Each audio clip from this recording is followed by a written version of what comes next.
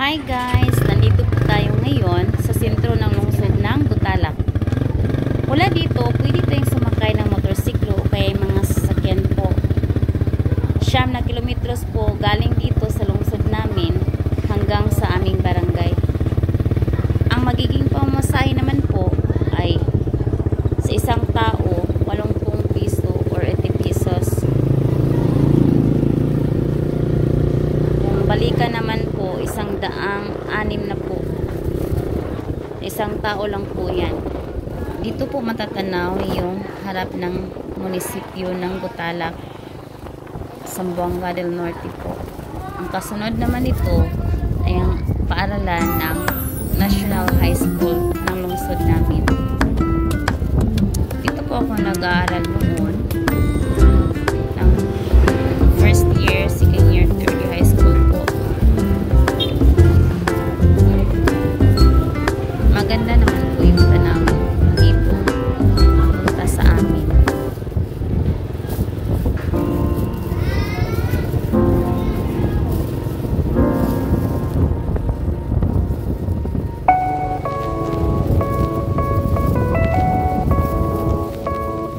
Ito naman po yung covered court ng Poblasyon Butalac sa Zamboanga del Norte po.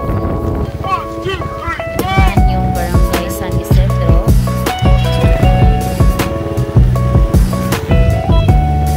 May vulcanizing shop pa rin.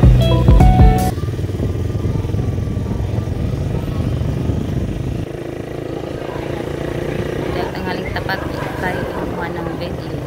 Sobrang init po talaga. Madadaanan din natin ngayon ang palengke ng barangay San Isidro.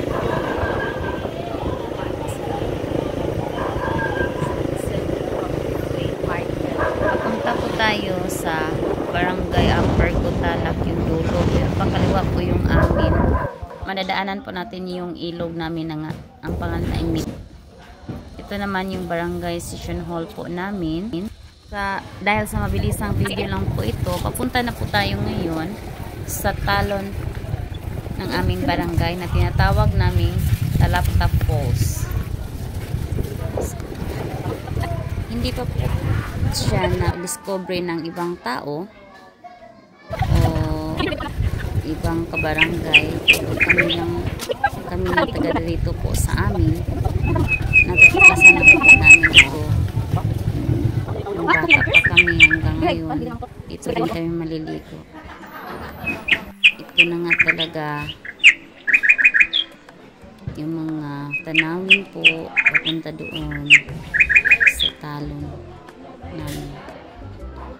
Sobrang linaw po yung tubig, kaya lang sa sobrang init po, 3 buwan na po ang tag-init dito sa amin, kaya ito lang ang makikita natin na tubig,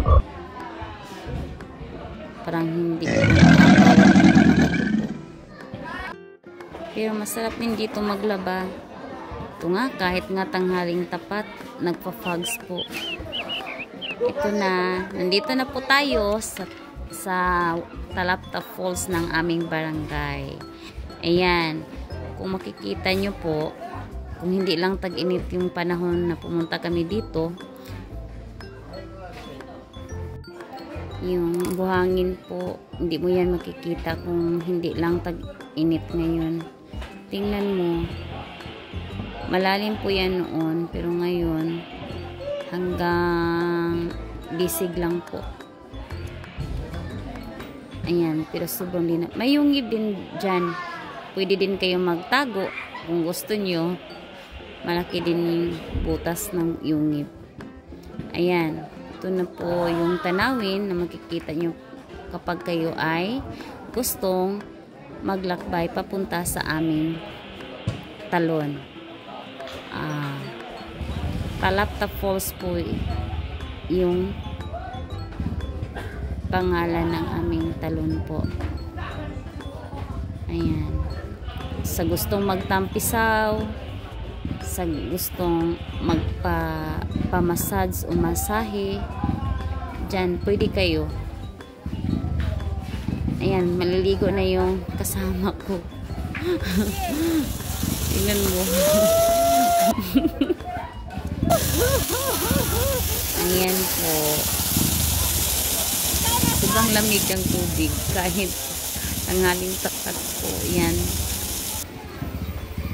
Ayan, nag-i-enjoy po yan.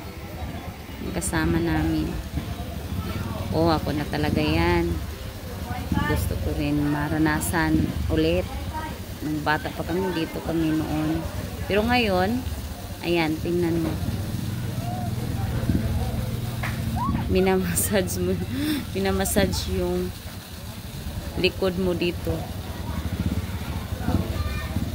Na libre masahe pa. Punta kayo dito, guys. Malamig ang tubig at saka sobrang gina. Oh, ayan.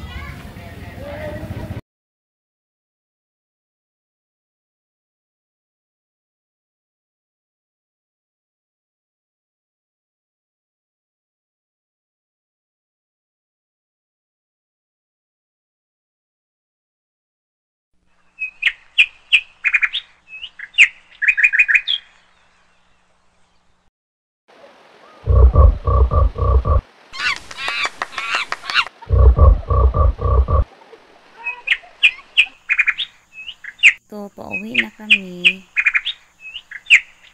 Ayan. Yan na po yung daan namin papauwi.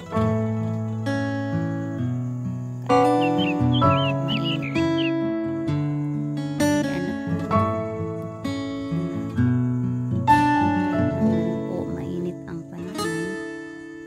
Pero hindi mo rin maramdaman ang init. Dahil sa marami naman pong punong kahoy sa paligid ng ilog.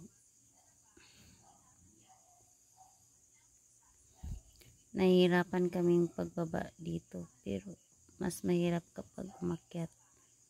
Pero hindi naman po sa mahirap talaga. Hindi lang talaga nasanay na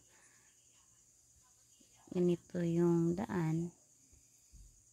Pero guys, makapunta ka naman. Pag may nagpako guys, kaya wala may sudan naguli. Worth it naman. Ayan, ibang gulay po sa amin. Kumaan eh. Amag ne. Sama po mahilig din siyang kumain ng gulay. Iwan ko kung anong Tagalog ng pumunta dito guys. Libreng. Sa tabing ilog. Magdala kayo sisidla ng mga vegetables. Ano Tagalog vegetables? Ay, ano ulit? Ano man kung? Una ka. Una ka. Papo.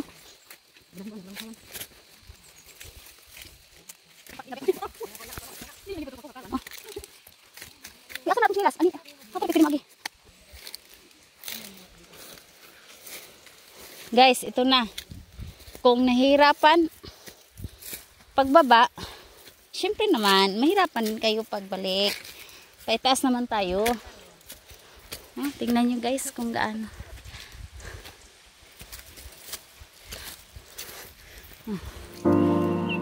Worth it ba?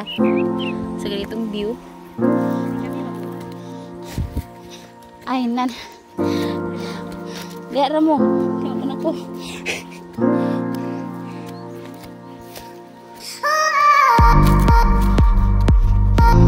Nahirapan na tayo guys.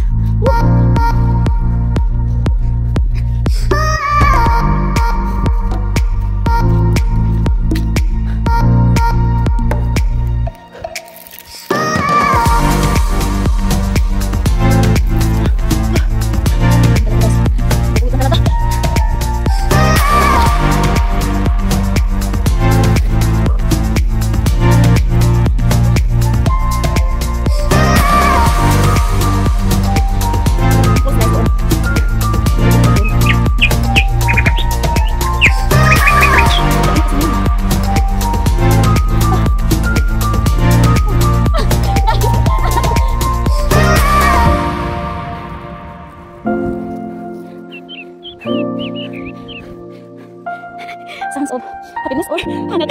Chocolate hills. Yan talaga.